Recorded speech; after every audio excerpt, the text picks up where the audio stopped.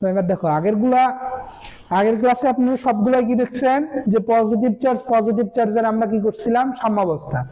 তাহলে নেগেটিভ চার্জের সাম্যাবস্থা কি হবে? সেম হবে।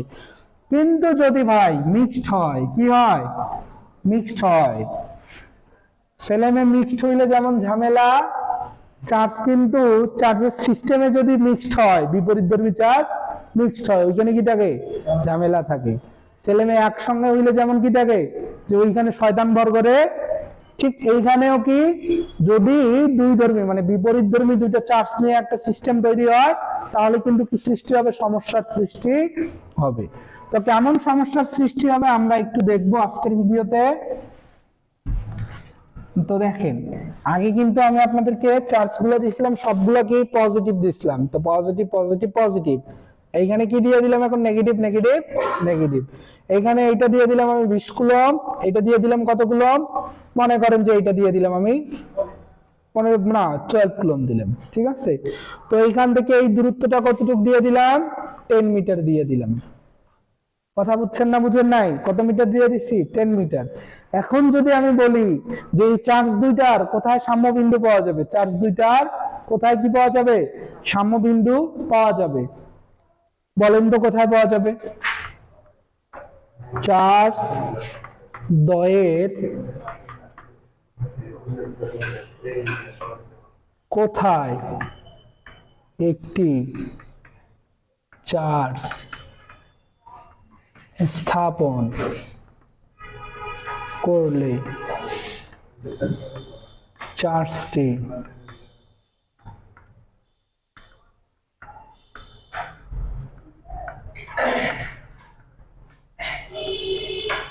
থাকবে? কোথায় রে?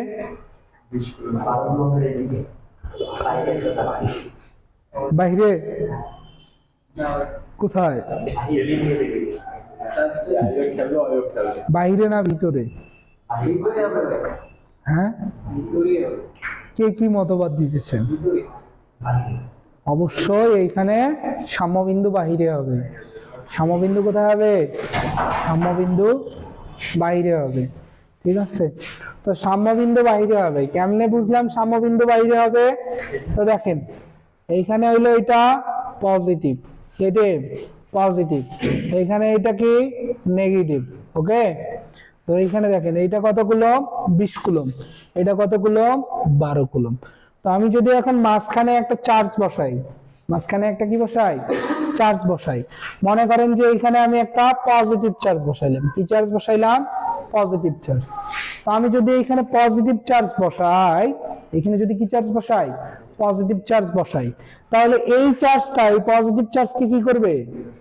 বিকর্ষণ করবে। মানে এই পজিটিভ চার্জ 20 কুলম্ব বলবে আপনি ওই দিকে যান। আপনি কোন দিকে যান? ওই দিকে যান। এখন এই নেগেটিভ চার্জ আবার কি চাবে? আসেন, ঠিক আছে। নেগেটিভ চার্জ চাবে আপনি আসেন। তাহলে নেগেটিভ এ ধাক্কা দিতেছে, এ আবার টানতেছে, তাহলে হয়তো ওই দিকে যাবে। কথা বুঝছেন না বুঝেন নাই? যেমন সংসারের মধ্যে যদি ঝগড়া লাগে, বাবা মা রাগ হয়ে কিন্তু বলে যা তুই বাইরে যা, যা চলে যা, যা চলে যা, না আমাদের সংসারে তোকে থাকতে হবে না। আর বউ কি করে? এইটা তো সুযোগ, চলো আলাদা হই। এইটা তো সুযোগ, চলো আলাদা হই। এইটা তো সুযোগ, বলছে আলাদা হয়ে যাই। তাই নয় কি? ঘটনা এইরকম ঘটে না? তো এইখানে কিন্তু এই চার্জগুলোর ক্ষেত্রে আমি বলছি যে এইখানে বিপরীত ধর্মী কেউ থাকবে, ওইখানে কি আসবে? শয়তান আসবে।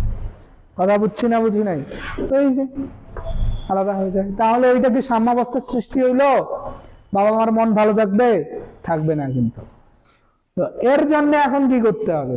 তার মানে এটা সাম্যবিন্দু তৈরি করতে পারলো না। এখন যদি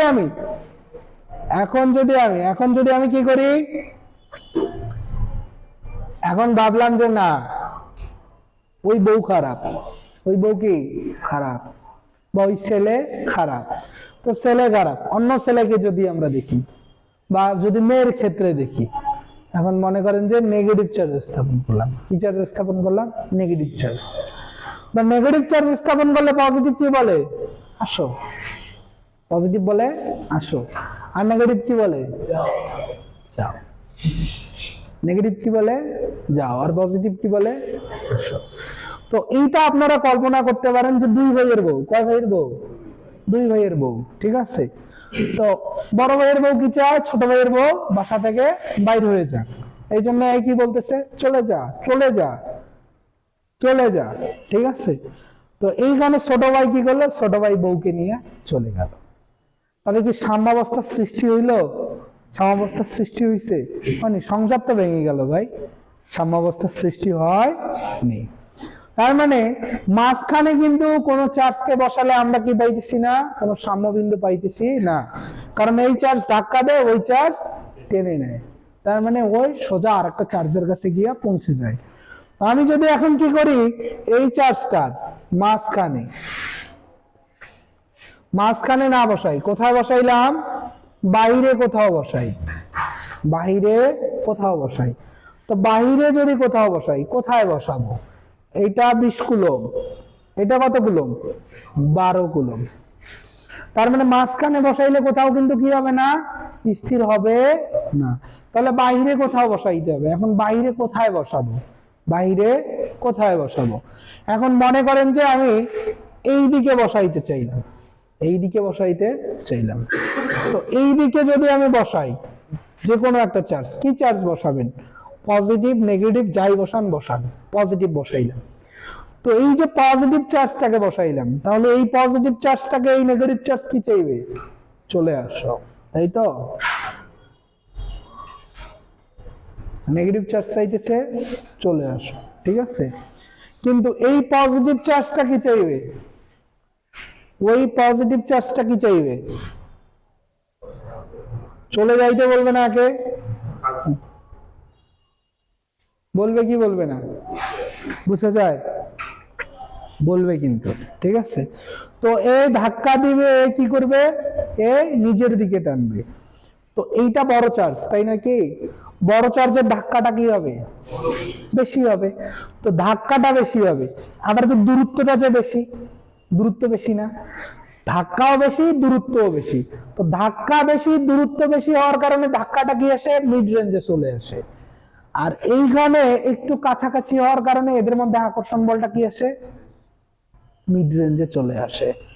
এখন বলবেন ভাই বুঝি নাই। তো বুঝেন নাই, একটু স্টপ রাখেন, এইটা একটু অফ রাখেন। দেখেন আমি চার্জটাকে যদি এই দিকে কোথাও বসাই, তখন ঘটনা কি ঘটে? Positive negative negative. তো এই সংযোগ বিন্দুর কোন দিকে বসাইতেছি? এই দিকে বসাইতেছি। এইখানে চার্জটাকে বসাইলাম, পজিটিভ চার্জ। তো এই চার্জটা কত কুলম? 20 কুলম। এইটা কিউ চার্জ, তাই তো? এই কি করবে? ধাক্কা দিবে, ধাক্কা দিবে না? এই কি করবে? টান দিবে, ঠিক আছে। তো এখন দেখেন এইটা হইলো 12 কুলম, তাই তো? তো এর এমনিতে চার্জের পরিমাণ কম, এর এমনিতে কিসের পরিমাণ কম?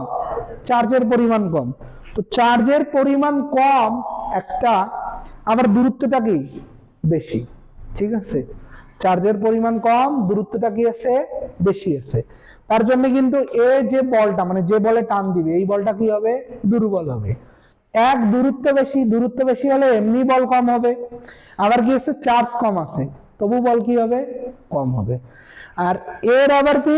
চার্জও বেশি, দূরত্বও কম, তাহলে এর বিকর্ষণ বলটা কি হবে? বেশি হবে না? তার জন্য কিন্তু এইখানে আর স্থির হইতে পারবে না, এ একেবারে কোথায় চলে যাবে? অসীমে চলে যাবে। কথা বুঝছি? আর এইখানে দেখেন উপরের চিত্রটাতে দেখেন, এর চার্জের পরিমাণ বেশি, দূরত্বও বেশি। তো চার্জের পরিমাণ বেশি, দূরত্ব বেশি হওয়ার কারণে এই যে পরিমাণ বলটা প্রয়োগ করে, এর চার্জের পরিমাণ কম, একটু কাছে আছে, ও সেই একই পরিমাণ বলটা কি করে? প্রয়োগ করতে পারে। তার মানে যদি দুইটা বিপরীতধর্মী চার্জ হয়, তাহলে বিপরীতধর্মী চার্জের সাম্যবিন্দু কোথায় পাবো আমরা? এগুলান তোরে পড়া।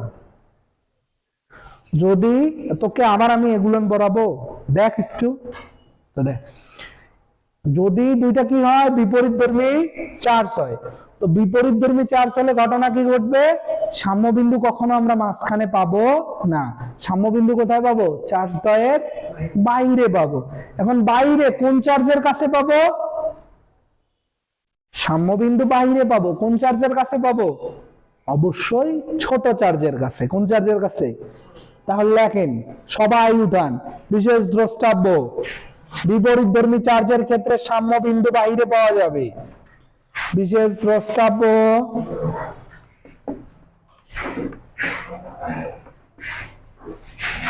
বিপরীত ধর্মী চার্জের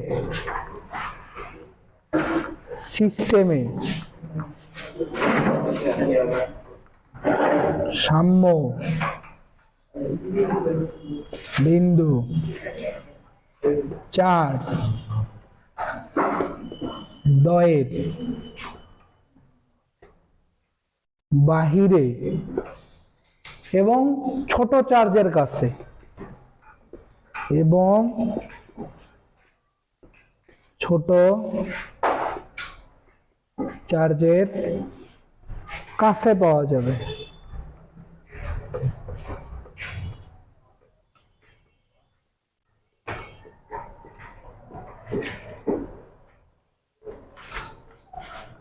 কথা ক্লিয়ার?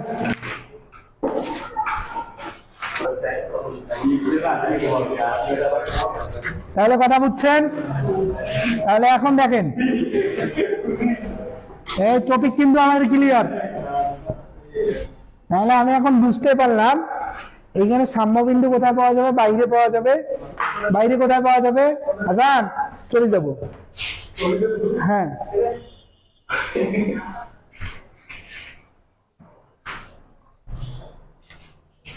এখন দেখো, সাম্যবিন্দু কোথায় পাওয়া যাবে? সাম্যবিন্দু পাওয়া যাবে বাহিরে। বাহিরে কোথায়? ছোট চার্জের কাছে। তো এখন মনে করেন যে আপনি বলেন বাইরে তো এটাও, বাইরে তো ওটাও, তো এইখানে যদি চার্জ স্থাপন করেন আর এইখানে যদি চার্জ স্থাপন করেন, এখন দেখেন তো এই ছোট চার্জ থেকে এই চার্জটা কাছে না দূরে? কাছে না দূরে? তাহলে এইদিকে সাম্যবিন্দু পাবো না। যদি আমি চার্জটাকে এই দিকে স্থাপন করি তাহলে কি পাবো? সাম্যবিন্দু পাবো। কথা বুঝে গেছে কি যায়নি? কথা ক্লিয়ার? তাহলে এই দূরত্বটা কত ছিল? 10 মিটার। তাহলে মাঝখানে কিন্তু কোথাও বসবে না, এটা 10 মিটার। এখন দেখেন তো এই চার্জ হতে এই দূরত্বটা কত হবে?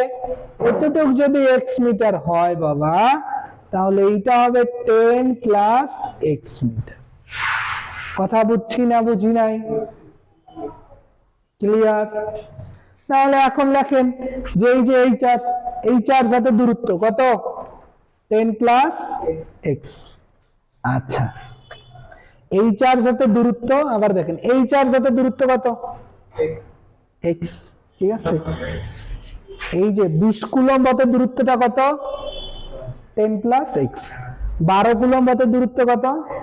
x। তো আমি লিখলাম 10 প্লাস x ডিভাইডেড বাই কত? x। তো কুলম্বের সূত্রে দূরত্বের উপর কি থাকে? স্কয়ার থাকে, ওইটা পরে আসি। এখন দেখেন তো 10 প্লাস x এই দূরত্বটা কোন চার্জ হাতে? 10 প্লাস x দূরত্বটা কোন চার্জ হাতে? 20 কুলম্ব হাতে। তো এই যে লিখলাম 20। x দূরত্বটা কোন চার্জ হাতে? তাহলে এই যে লিখলাম 12। এবার কুলম্বের সূত্রে দূরত্বের উপর কি ছিল? তাহলে এই যে এইখানে একটা কি দিয়ে দিলাম? স্কয়ার। তাহলে এইটা ভেঙে দেই, 10 divided by x plus x divided by x। এই স্কয়ারটা এইদিকে আসে কি হয়ে যাবে? রুট হয়ে যাবে। আমি যদি একটু কাটাকাটি করে দেই, এটা হয়ে যাবে 3, এটা হয়ে যাবে কত? 5। তাহলে রুট ওভার কত? 5 ডিভাইডেড বাই 3। তাহলে এইটা কত আসতেছে? 10 ডিভাইডেড বাই x প্লাস এইটা কত আসলো? 1 ইকুয়াল টু 5 ডিভাইডেড বাই 3 এর মান কত? কত আসে?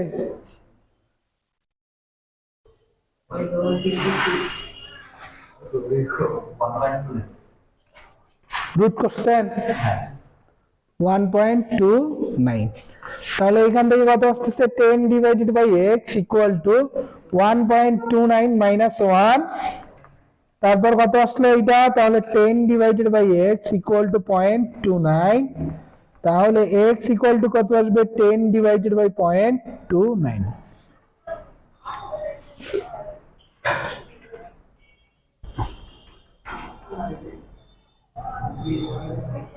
কত আছে 34.36 এত কি আসলো মিটার।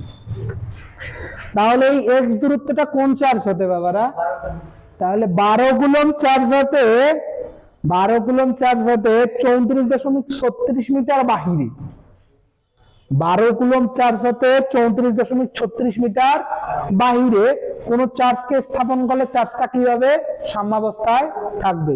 বা এই যে 12 কুলম্ব হতে 34.36 মিটার দূরে কি বিন্দু পাওয়া যাবে, সাম্য বিন্দু পাওয়া যাবে।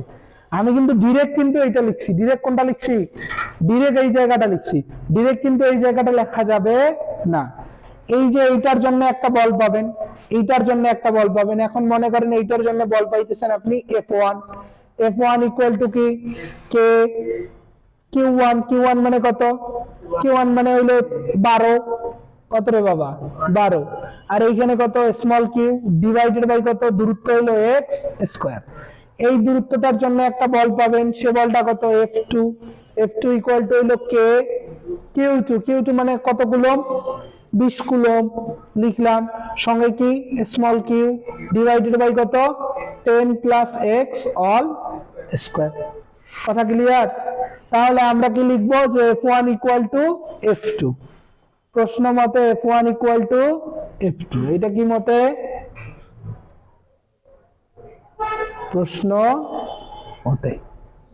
তো এটা লিখলে আমরা কি পেয়ে যাব, এই যে শেষে এই ইকুয়েশনটা পাবো, মানে যদি এগুলো কাটাকাটি করি ক্যালকুলেশন করি এই ইকুয়েশনটা পাবো 10 plus x divided by x whole square equal to 20 divided by 12, তারপর ক্যালকুলেশন করলে এটা পেয়ে যাব।